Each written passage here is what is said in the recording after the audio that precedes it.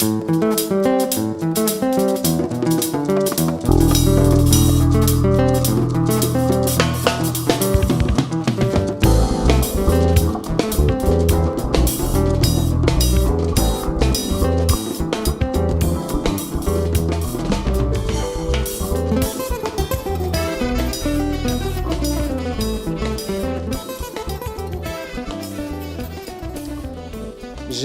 eu un rêve.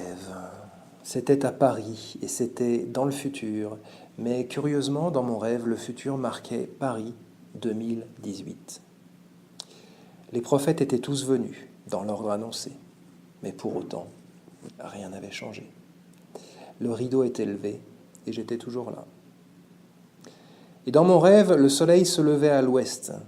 Derrière la grande arche de la Défense émergeait cette masse préhistorique qui dardait pour un court moment, était-ce solstice, équinoxe, ou quelques dieux fantasques qui jouaient à la toupie avec la terre, qui dardait donc un rayon, de la grande arche à l'arc de triomphe, puis de la place de l'Étoile, descendant les Champs-Élysées jusqu'au carrousel du Louvre, ce rayon finissait par disparaître à l'intérieur du sépulcre de verre opaque de la pyramide du Louvre, qui enclosait dans son silence millénaire et sépulcral les forces obscures ainsi emmagasinées.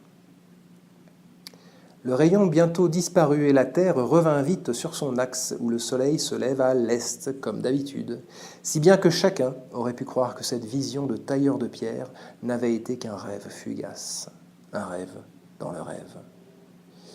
Mais j'avais encore avec moi, à ma droite, la triple hécate et à ma gauche, le tétramorphe, et m'était avis que nous n'en étions pas tout à fait quittes de nos surprises. Les pyramides de la Terre, toutes sont reliées entre elles, de l'Égypte au Mexique en passant par celle qui est au centre de la Terre. Je me retrouvais après un temps, Dieu sait pourquoi, mais pourquoi aussi Dieu vient-il se mêler de nos discussions à propos de Dieu ? Je me retrouvais, disais-je, au cœur d'une immense et antique cité d'or que les Mayas avaient fui des siècles auparavant, l'abandonnant au délire de la forêt vierge, aux cris des singes hurleurs et aux parades des perroquets aras. Et le rêve change d'aspect, plus rien. Le bruit de la jungle, de la forêt, bientôt le bruit des hordes de touristes, le bavardage des guides, mais ce silence, ce grand silence, le silence des ruines. Elles ne me disent rien, les ruines des Mayas. Elles sont très belles, elles sont très impressionnantes, mais elles se taisent, ayant englouti avec un paquet de jungle le monde qu'elles abritaient et dont elles étaient l'émanation. Chichen Itza, Tulum, Palenque, Uxmal, Labna, Tasumal, Mayapan, Tikal, autant de noms qui emportent nos rêves vers des rivages parfumés, autant de portes qui s'ouvrent sur le silence. Et le silence sur moi s'est refermé un temps indéfini. Peut-être une révolution calendaire, peut-être plus. Qui peut savoir la qualité et la quantité de ce silence ?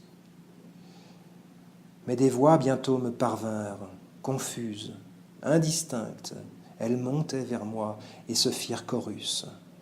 C'étaient les voix autorisées, les voix concertantes de ce qui se dit à propos des Mayas et de ce qui se dit dans les cercles qui ne sont pas ceux des Mayas, mais ceux qui rêvent d'un New Age où tout se verrait réconcilié dans une nouvelle paix mondiale, dans une grande harmonie universelle.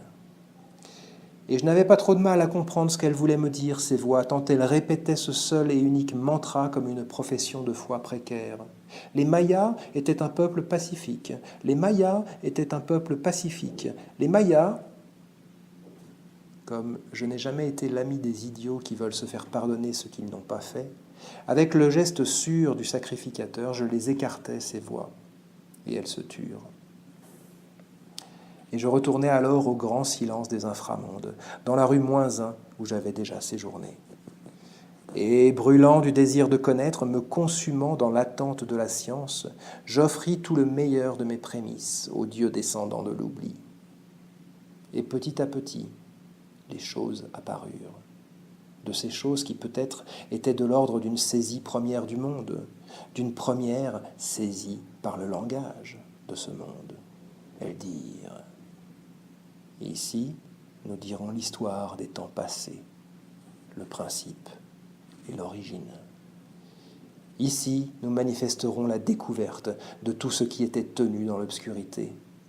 La volonté du Créateur, celle du Formateur, puis celle du Dominateur, et enfin celle du serpent couvert de plumes. Ici sont les paroles retenues par ceux qui précédèrent les hommes. Admirable est leur apparition et admirable est leur souvenir. Mais leur sens est au-delà de ce qui se voit et est au-delà de ce qui se sent. Il n'y avait donc rien qu'immobilité et ténèbres, et seulement le Créateur, le Formateur, le Dominateur et le serpent recouvert de plumes. Et ils se consultèrent entre eux, et ils méditèrent, et ils décidèrent de joindre leurs pensées avec leurs paroles, et ils donnèrent lieu à un homme. De terre et de boue, ils firent sa chair. Mais ils virent que ça n'allait pas. Cet homme était sans consistance ni cohésion, sans mouvement ni force, et il se consumait dans l'eau sans se pouvoir tenir debout.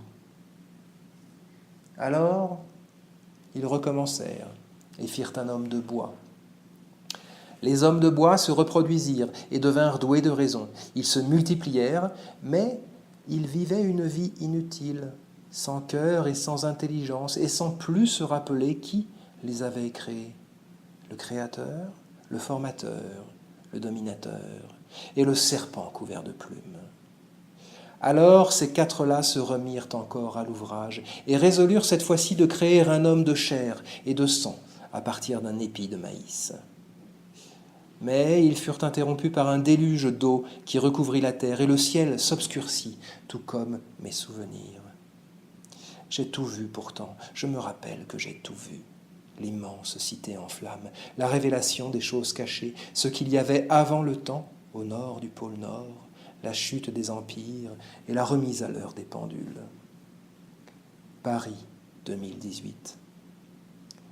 Quand les archéologues du futur erreront dans les ruines silencieuses de la Défense, cherchant la signification cérémonielle de l'urbanisme et la fonction sacrificielle des héliports, ils verront se lever le même gros soleil, irrégulier et préhistorique de mon rêve.